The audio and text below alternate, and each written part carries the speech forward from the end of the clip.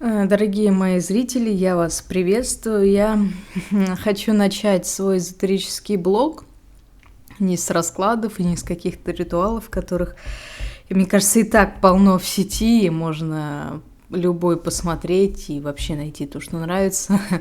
Я хочу начать вот такую как бы немножко историю о том, как я очутилась в эзотерике. И я думаю, что я такая не единственная, потому что поскольку я уже давно как бы в этой тематике, я так смотрю, что многие действительно пришли в эзотерику после каких-то таких интересных приключений, случаев. Ну, не зря говорят, если у человека есть способности, то они просто его не отпустят и не дадут ему уйти с пути магического развития, можно так сказать. Ну, в общем, дело было давно. Я очень долго увлекалась картами, таро. У меня очень много колод. Тогда было не очень много, и я просто редко очень гадала и что-то как-то использовала и для себя, и, в принципе, редко их когда вытаскивала из мешочка там откуда-то, чтобы погадать. Просто это было как-то развлечение, вот как-то такое свое хобби. Иногда, редко, да, можно было. Ну, и в какой-то период уже я вообще не гадала, и потому что не было времени, и был какой-то бешеный ритм. И, наверное, вот года 2 я вообще не прикасалась к картам, и вообще ничего, ну, может быть, там 1-2 раза там в полгода могла, но очень редко, и уже вообще ничего не изучала, вообще было не до этого. Ну и так повернулась судьба, что на меня начали жестко ворожить. Очень так интересно привораживать меня, там что-то на меня делать. Но я поначалу не знала, я поначалу вообще понятия не имела. И первое, что я помню, вот первое воздействие, которое я на себе почувствовала, был такой очень яркий сон. И прям там как будто там человек ко мне приходит, и что-то мы разговариваем, но как бы у меня-то в голове уже принято решение из своей установки, я там говорю, нет, все, но я прям проснулась как после осознанного сна и думаю, боже ты мой, такое было вообще или нет, что происходит вообще? Ну, где-то через какое-то время я узнаю, что, оказывается, на меня там что-то делают, какие-то привороты, навороты, еще что-то. Но вот эта женщина, которая делала уже потом, как выяснилось, как я поняла, она работала с деревенской магией. И, ну, это был такой мягкий какой-то приворот, даже, по-моему, не приворот, а как называется, вот там гармонизация или что-то такое, примирение. В общем, какой-то приворот она там не стала делать, но сделала вот это, хотя, по сути, это тоже является, собственно, приворотом,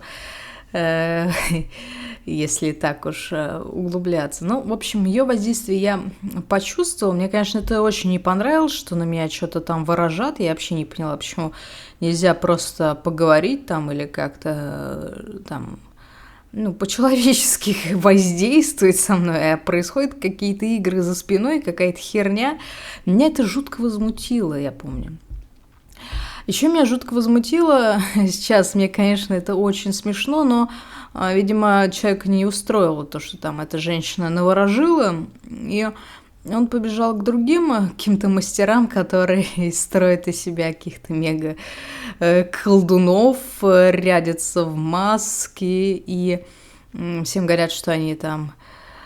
Но на самом деле сейчас мне это очень смешно, и просто я с улыбкой вспоминаю это, но тогда мне было крайне неприятно, что с моими фотографиями где-то там по кладбищу бегают, чего-то там на меня выражат, землицу эту подкидывают там куда-то, что-то кровью там капают.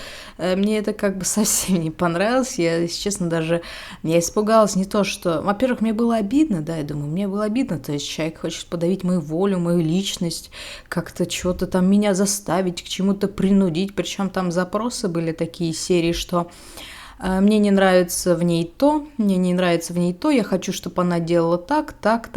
Ну, то есть тебе нужен совершенно другой человек. Зачем тебе я? Зачем тебе моя оболочка, господи? Тебе нужен вообще другой человек с другим характером, с другим поведением, чтобы он себя вел так, говорил так. Ну, это же, ну, это как, я думаю, боже мой, что за абсурд. Мне было, во-первых, за это обидно, во-вторых, мне было обидно, что настолько это все эгоистично и происходит, и я боялась, если честно, умереть почему-то от таких каких-то мастеров, ну, как бы я боялась, что пойдет что-то не так, и или, ну да, что мастер будет какой-нибудь криворукий. Сейчас-то я вообще, конечно, понимаю, что там это очевидно, видно, что там люди совершенно не разбираются в тематике и очень далеки, в принципе, от эзотерики.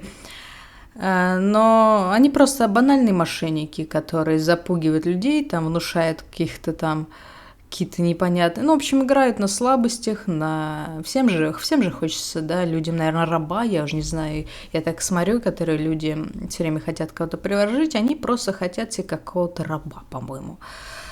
Вот, потому что они думают только о себе, чтобы он был рядом, чтобы она была рядом, никуда не отходила, и вообще насрать, сдохнет он или нет, как бы об этом никто не думает.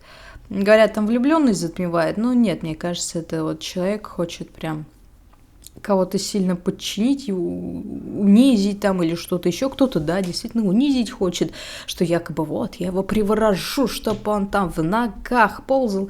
Ну, это уже отдельная тема, об этом уже много говорят, как бы я даже не буду этого касаться. В общем, мне было очень обидно и очень страшно, хотя понятно, что бояться-то нечего было. В общем, что-то так я прям переживала, немножко так, мне это не нравилось. В общем, ну, естественно, никакого воздействия на себе потом не почувствовала уже впоследствии, потому что, как я уже говорила, что это, скорее всего, да не скорее всего, это однозначно были какие-то мошенники, которые строят из себя каких-то умных и всемогущих людей, которые могут поработить весь мир. Вот, и я побежала к одной какой-то женщине, не знаю, откуда она взялась.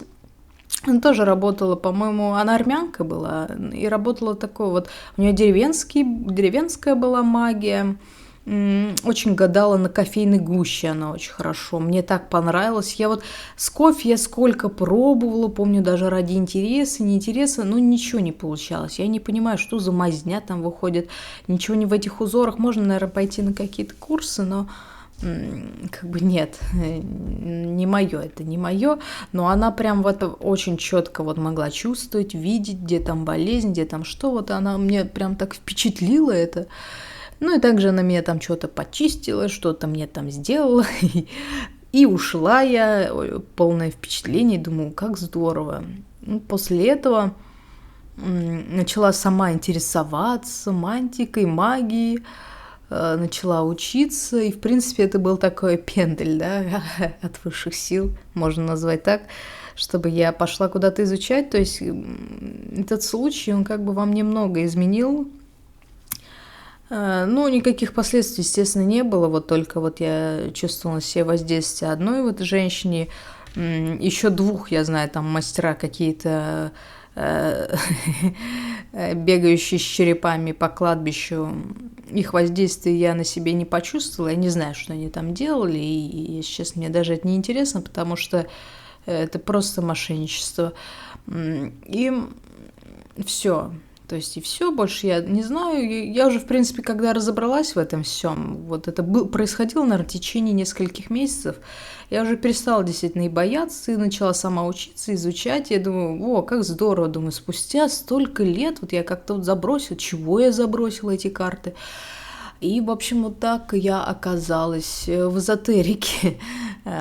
Потом я узнала, что, в принципе, уже когда начала общаться с другими людьми, многие оказывались, начинали гадать и вообще что-то изучать, интересоваться после того, как на них навели там порчу или как-то там насолили жутко или что-то там еще понаделали. И, в общем, они там тоже начали этим интересоваться. Ну, в общем, такая у меня получилась интересная история. Надеюсь, вы посмеялись, может быть, как-то даже улыбнулись. Ну, а я с вами прощаюсь. Всем пока.